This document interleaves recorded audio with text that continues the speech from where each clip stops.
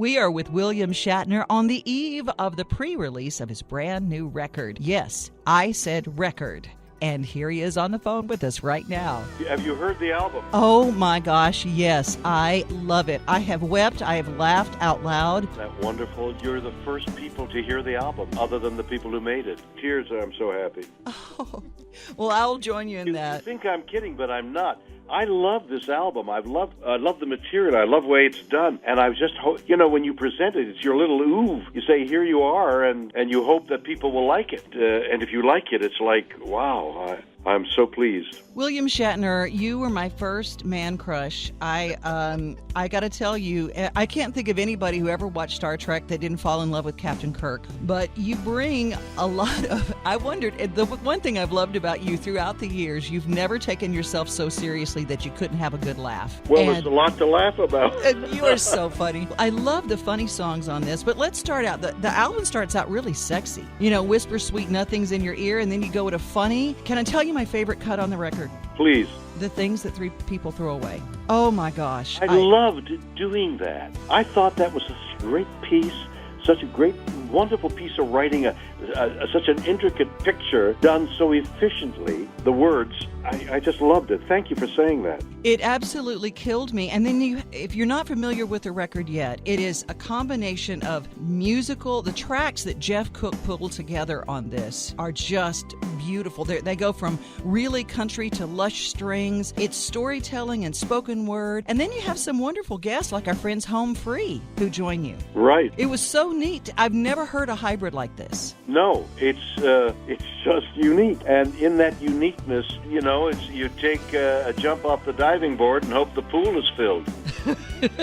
It's full. It is full, and the song that talks about all the things that you like, it's the second cut on the album with all the ukulele on it. Yes. It's just so wonderful, and I hear you talk about things that you love, like a long drag on a cigar. The song was written for me, yeah. It is you, and then I think about horses. I'm a horsewoman, and so I know all about your American saddlebred experience and your farm up in Kentucky. Do you the quarter horses, don't forget the quarter horses. You're a horseman from way back. Yes, I didn't have them as a kid or even as a young adult. The moment I could afford it, I was into horses and deeply into horses now with American saddlebreds, standardbreds. I'm driving standardbred that I'm breeding, as a matter of fact, and quarter horses, which also I'm breeding. Oh my gosh, how exciting! So, do we get to see you in any shows coming up? Well, absolutely. I was in Lexington at the Lexington Junior League Horse Show at the Horse Park in Lexington, that world famous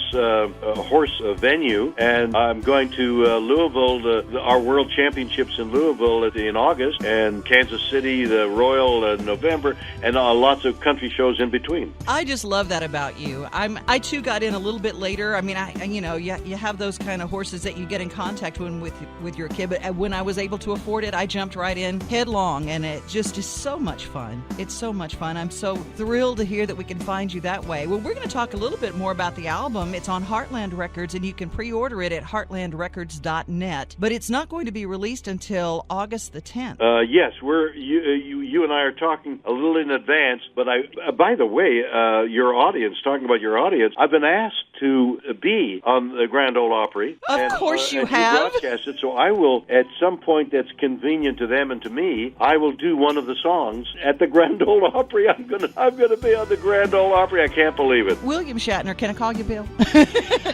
Bill, you thrill me, and I cannot wait to be there the night that you are on the Grand Ole Opry.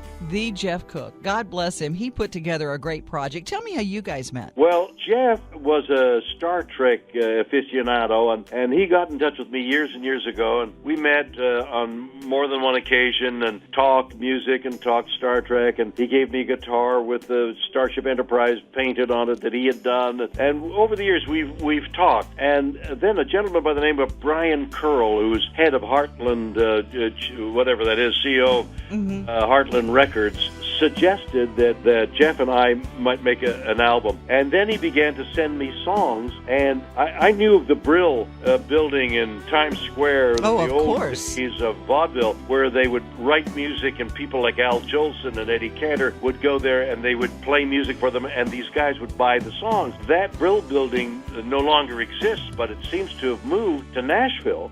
And now they write songs in Nashville the way they used to and present these songs to country music performers, and that's what they did with me. And so through Brian Curl, they sent me a number of songs that I selected, thinking, this is good, this is good, this. And then I had them on my phone, and I listened to them and learned the words and learned the timing as the days went by, the months went by when I was doing other things. And then I arrived to Jeff's castle and studio and laid down those tracks, and then watched these geniuses orchestrate the accompaniment. And so much goes to the people on the album that do the accompaniment, wrote and performed the arrangements. They're simply marvelous. In their simplicity, they're marvelous. It's an amazing thing to watch in Nashville when you watch the players hear a song once and go in and create this magic. But your magic is that voice that's able to melodically speak. You're not singing, but it feels like you are. Even on the funny songs like Too Bold to Be Vegan, which I think is hilarious. That's right.